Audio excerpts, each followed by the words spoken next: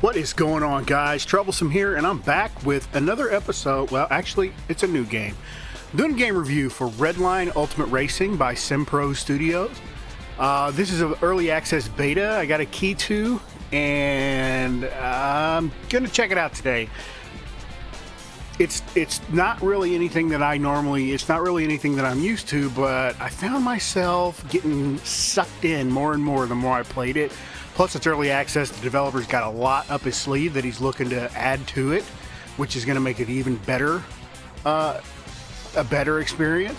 So, without further ado, let's jump into it. No.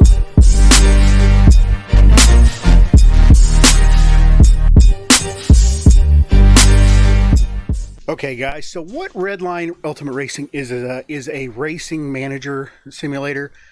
There's not a graphical interface on it at all. My first hang up with the game, and there might be an option to this, I just don't know how to do it, is it's not full screen. If you look here, and I've actually windowed this out in my editing so you can't see what's going on in the background, but this is about, I don't know, 2/3 of the screen maybe that this takes up. I can't make it bigger. There's no maximize option, and there are no options. So you got exit to Windows, finish line, Hall of Glory, which I think is records, load a save team, and then start a new team. So that's what we're going to do. We're going to start a new team here.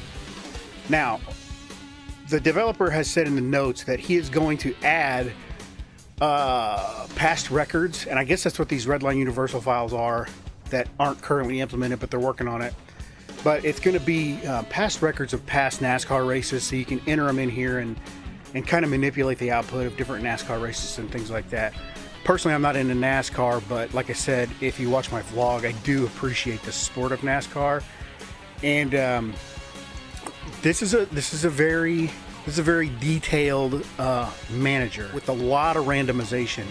So you can generate driver skill, rookie, normal, veteran, accidents, no deaths, rich supporters. So these are basically cheats, which I'm not interested in. And then we'll do trouble as our owner name, and that's what we're going to do. So this is your interface. This is your UI. You have a full schedule here.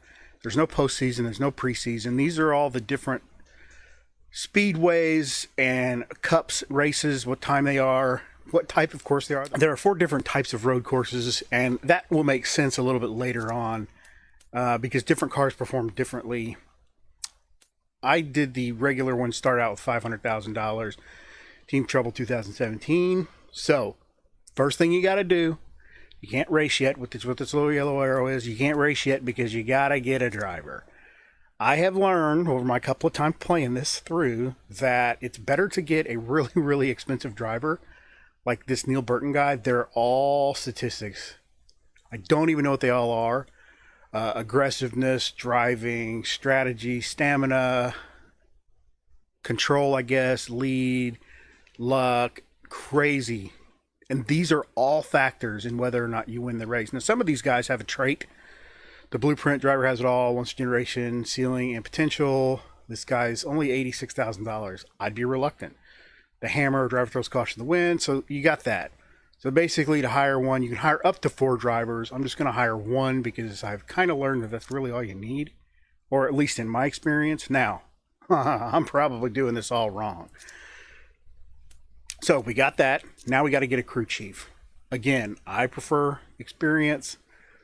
I like to get a good crew chief in here. More expensive is typically better, but I like to go by these numbers. Coaching, innovation, loyalty, all that stuff. So judging by these numbers, it looks like this Stephen McDonald is really pretty good. So we'll go ahead and hire him.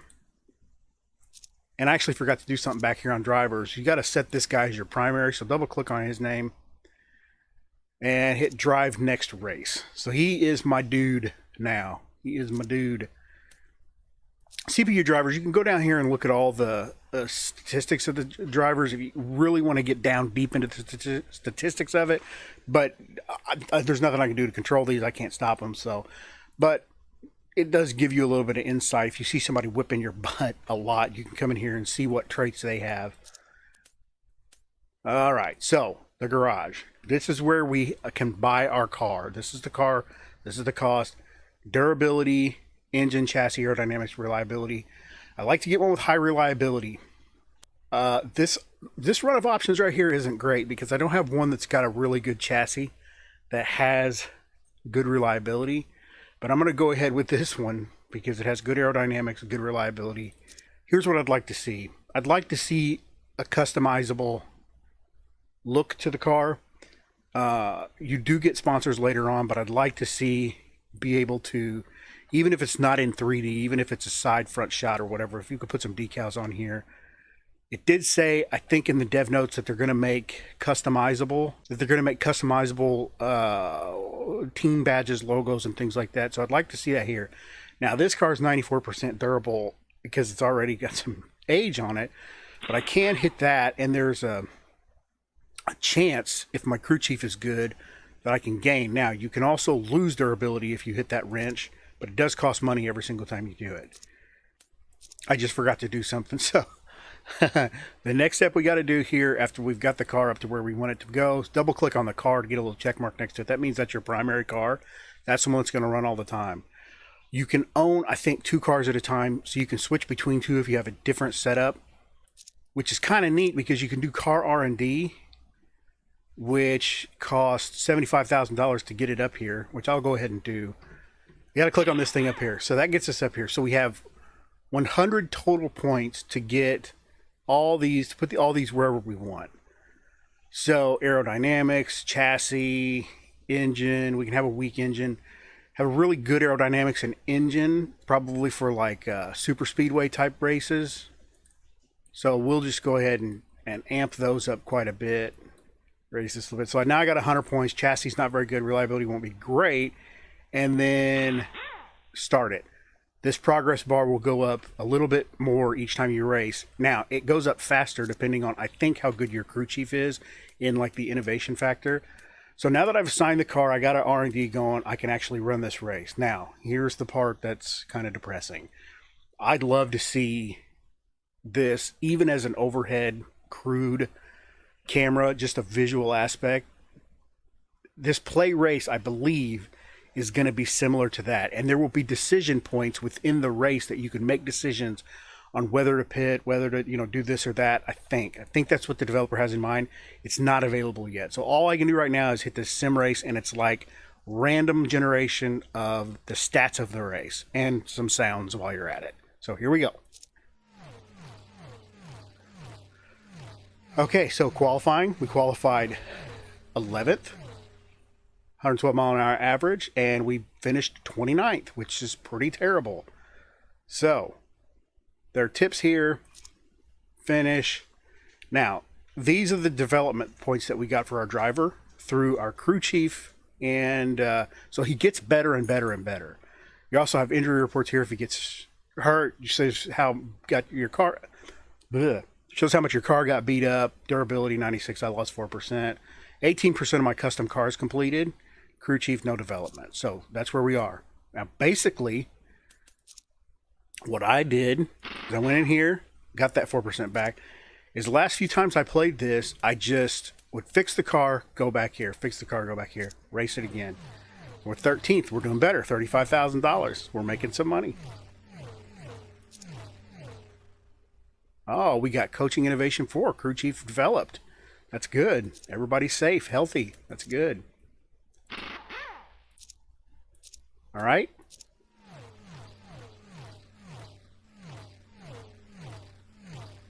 So 6th place, we're doing good. Now, one fun feature is, well, you can look at your standings overall, which right now we're in 10th place overall in the point standings, 87 points. Not bad. It's frustrating because you'll see guys that are always better than you or getting better than you as you're playing. But you can also, develop over other guys, but it's kind of fun to play that aspect of it. And then there are sponsors. Now, this right here is interest level. I didn't read this top bar first couple times I played, and I thought this is what it's going to be the cut of their percentage. So I kept trying to click these, and every time you click on the handshake, if they don't want you, they lose interest. So getting these sponsorship takes a while, and it says large, small, and they'll give you different varying amounts of money. But what I've learned is it's almost like the season is too short for these guys to get enough interest in sponsoring you. So And another thing I learned is you can only have one sponsor. So if you're Russo Spaghetti House, then that's it. You're Russo Spaghetti House sponsor. It'd be nice if I could get, you could get several sponsors. It would also be nice if after you won, the top 10 a few times, you got a lot more interest. I just finished top 10 in the third race of the season. Nobody really gives a shit. They're all very, very indifferent. So we're going to go back. I'm going to leave it at 96, run another race.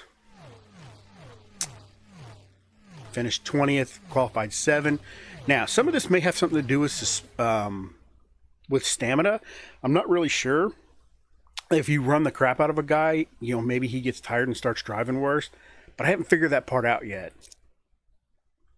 So, our crew chief developed. Nobody else. Our driver didn't, but our driver's safe and healthy, and that's good. So, finished 7th. That's great. That's a great finish. 78.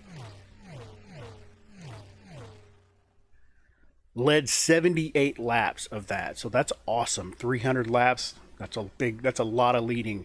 Matter of fact, I led the most laps of the whole thing. So 65,000. That's good stuff. Now let's see where our interest is going with our sponsors. 22%, 12%. See, I just don't feel like it goes up fast enough for you to be able to get a sponsor. I'm going to go ahead and show you guys. See if the Russo Spaghetti House will sponsor me at 16%. They are not interested in sponsoring you at this time. Now they're at 13% interest because I just bugged them.